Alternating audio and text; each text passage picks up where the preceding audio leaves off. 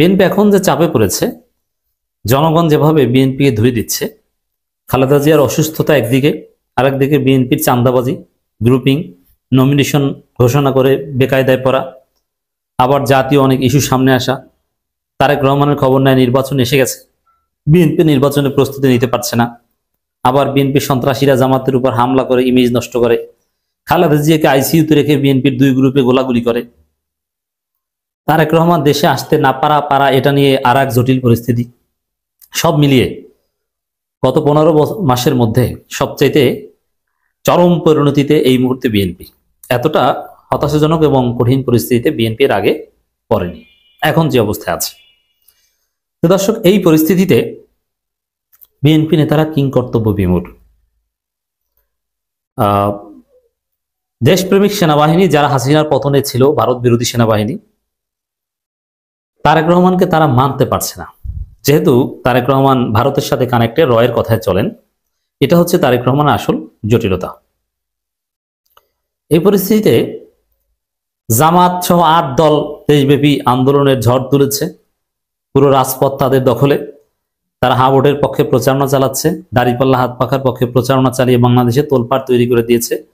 আর BNP আছে আইসিইউতে, BNP আছে লন্ডনে, বিএনপি আছে টেম্পো স্ট্যান্ডে, এর বাইরে কোথাও বিএনপি নেই। এবং গত 15 মাসের মধ্যে সবচেয়ে হতাশাজনক পরিস্থিতিতে বিএনপি এখন বিলং করছে।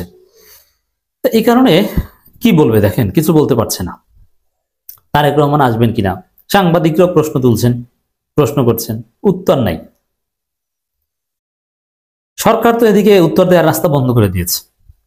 2টা বক্তব্য, প্রেস সচিব বলেছেন সরকারের পক্ষ থেকে কোনো রেস্ট্রিকশন নাই, যদিও বিএনপি নীলুফার মনিরা বলেছিল যে ব্যারিকেড আছে, সরকার বলছে কোনো ব্যারিকেড নেই। আবার সরকারের পররাষ্ট্র উপদেষ্টা বলে দিয়েছেন যে তারেক রহমান আসতে চাইলে একদিনের মধ্যে আমরা ট্রাভেল পাস দিয়ে দিব, তার মানে তিনি যে কোনো সময় আসতে পারেন, কোনো বাধা নেই। ফ্লাইট নাই, চার্টার, বিমান চার্টার করে দেওয়া হবে, মানে বিমান আলাদাভাবে ভাড়া করে দেওয়া হবে, রিজার্ভ বিমানে আসবেন, বাংলা ভাষায় বুঝেন, কোনো সমস্যা নেই। আপনি যে বিমানে উঠবেন অন্য কেউ থাকবে না, সেই টাকা দেওয়া হবে, এরকম লোক আছে। তারপরও আসেন, আপনার লাইনের বিমানে আসা লাগবে না। আমরা কষ্ট করে ইকোনমিক ক্লাসে যে ঘন্টার পর ঘন্টা না ঘুমিয়ে জার্নি করে যাই, আবার তুরস্কের ট্রানজিট, মাঝে মাঝে দুবাই ট্রানজিট, কাতার ট্রানজিট, এইসব ঝামেলাও দরকার নাই।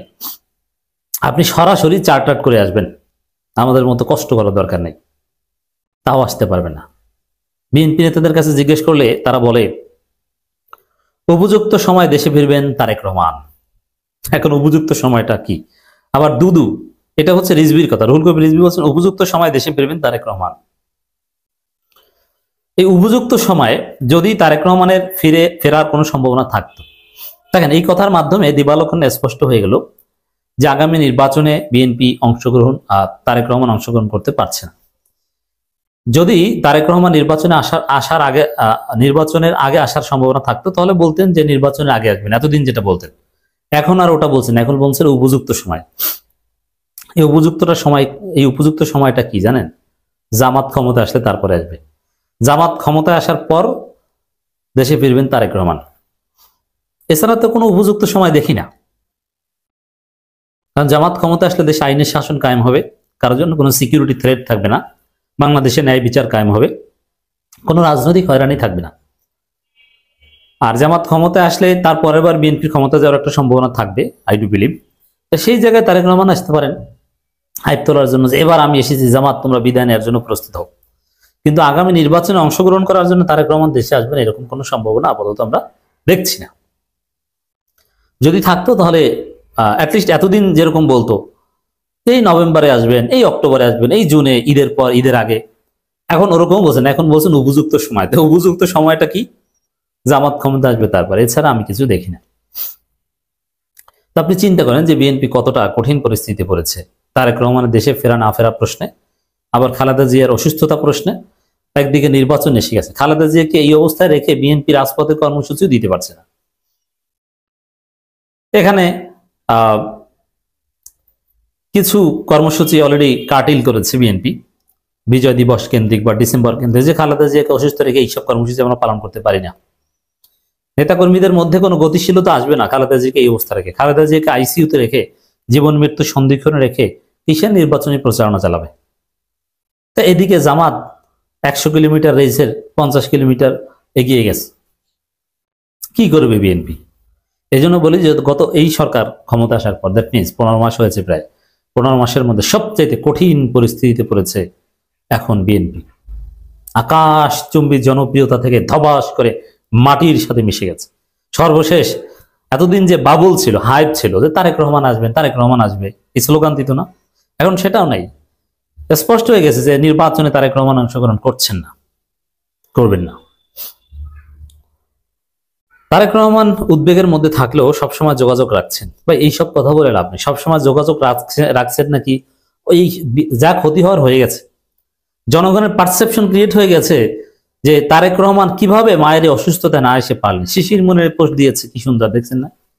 তার জায়গায় আমি হলে যে কোনো পরিস্থিতিতে চলে আসতাম, যা হওয়ার হোক। বাংলাদেশের মানুষের পারসেপশন এটাই, তারেক রহমান ব্যর্থ সন্তান, সুসন্তান নয়। মানুষ এটা মনে করেছে অলরেডি। এখন যোগাযোগ রাখছেন এই কথা বলে তাকে সুসন্তান হিসাবে প্রমাণ করার কোনো সুযোগ নেই। যখন উপযুক্ত সময় হবে তখন তিনি দেশে ফিরবেন, এমনটা জানিয়েছে বিএনপি সিনিয়র যুগ্ম মহাসচিব রুহুল কবির রিজভী। গণমাধ্যম কর্মীদের কথা বলেন তিনি। এ সময় সাবেক প্রধানমন্ত্রীও বিএনপি চেয়ারপারসন খালেদা জিয়ার চিকিৎসাধীন এবারকার হাসপাতালের সামনে অযথা কাউকে না যাওয়া এবং ভিড় সৃষ্টি করা থেকে বিরত থাকার আহ্বান জানান তিনি। এটাও একটা ইমোশন।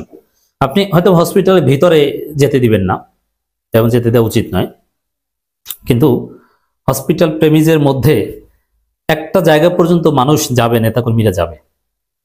তাই বিএনপির দৃষ্টি থাকবে ওদিকে। নির্বাচন, রাজনীতি, এগুলো নিয়ে বিএনপি এখন সময় দেওয়ারই সুযোগ পাচ্ছে না। আবার খালেদা জিয়া যদি আল্লাহর ডাকে সাড়া দিয়ে চলে যান, তাহলে বিএনপি কার্যত একদম এতিম হয়ে যাবে, কারণ বিএনপি কোনো নেতা থাকবে না, অভিভাবক থাকবে না।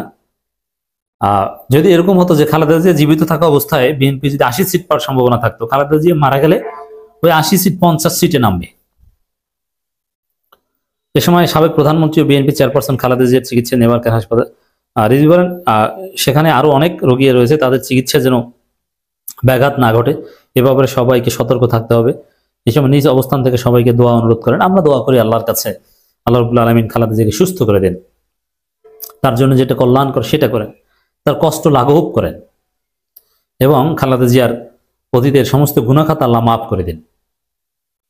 খালেদা জিয়াকে আল্লাহ ক্ষমা করে দিবেন বলে আমরা বিশ্বাস করি। খালেদা জিয়া দেশের ইসলামপন্থীদের পছন্দ করতেন, ভারতের আধিপত্যবাদের বিরুদ্ধে সোচ্চার ছিলেন। খালেদা জিয়া আলেম ওলামাদের পছন্দ করতেন। ভারতের সমস্ত বাধা বিপত্তি, বিএনপির মধ্যে যারা বাম, তাদের বাধা বিপত্তি অতিক্রম করে জামাত ইসলামীর সাথে জোট রেখেছিলেন, প্রোগ্রামে যেতেন।